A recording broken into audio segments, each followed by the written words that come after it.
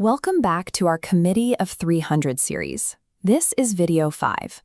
Throughout the 20th century, Americans spent decades preparing for a violent, militarized Soviet takeover.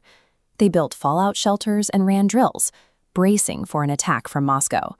But the actual threat was a quiet infiltration, and it was sneaking through the back door from London. The geographic epicenter of this movement was late 19th century England, marked by the founding of the highly influential Fabian Society. This group shared the exact same ultimate goals as traditional communism: the absolute abolition of private property, the destruction of the middle class, and a centralized world government. Traditional Marxists believed the only way to achieve these goals was through bloody revolution. The Fabians calculated differently.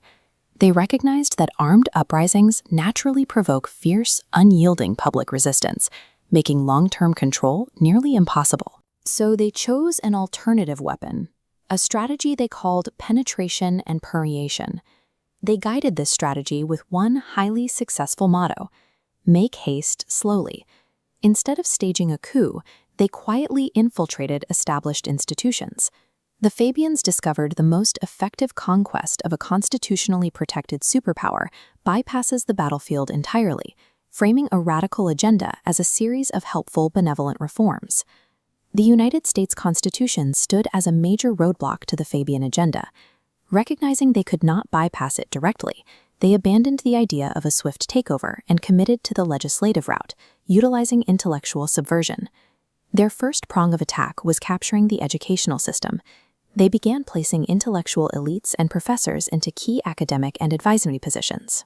The objective was to slowly alter the minds of the next generation, engineering what they considered a mediocre majority that would be easy to steer toward a socialist dictatorship.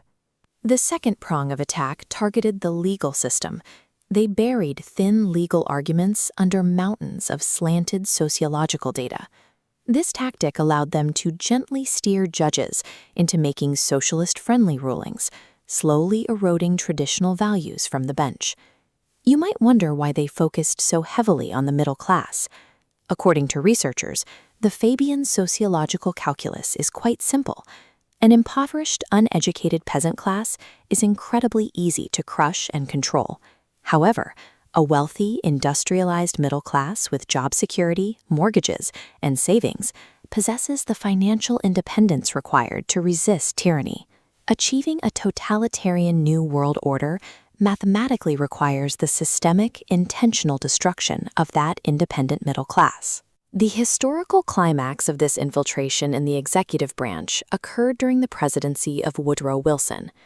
According to the research of former intelligence officer Dr. John Coleman, Wilson was the first openly Fabian socialist president in the United States. But Wilson was not acting alone. He was heavily directed by his handler, Colonel Edward Mandell House, a shadowy political figure who exerted immense influence over the president's actions. Colonel House harbored a deep disdain for the U.S. Constitution.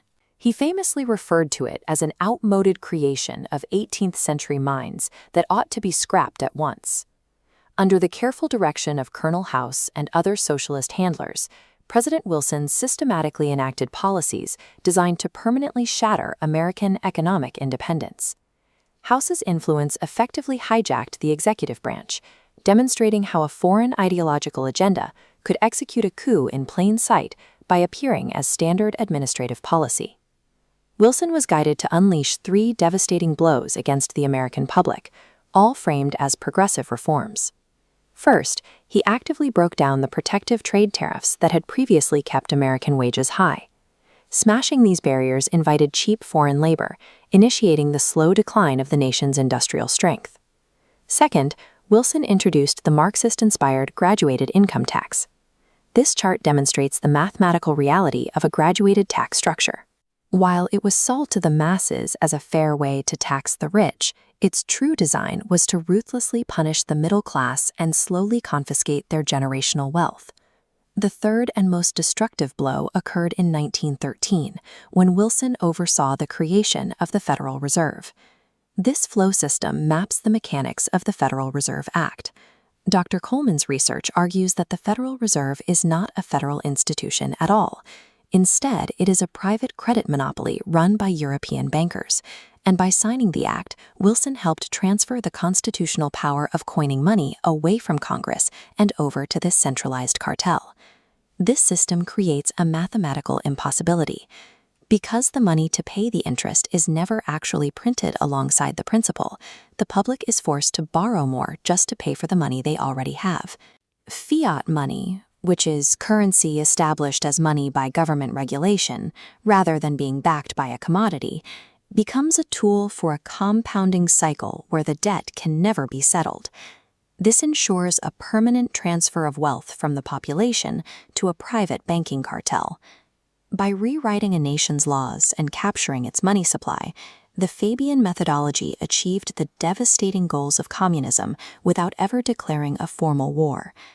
They truly lived up to their motto to make haste slowly. They weaponized the very democratic institutions they despised to enslave the public. Understanding this invisible history is the critical first step in breaking the psychological spell of their benevolent disguise. Once we identify these hidden handlers and their methods, we have the power to reclaim our minds, rebuild our middle class, and restore our sovereignty. If this deep dive made you question the official historical narrative you have been fed your whole life, please hit that like button right now.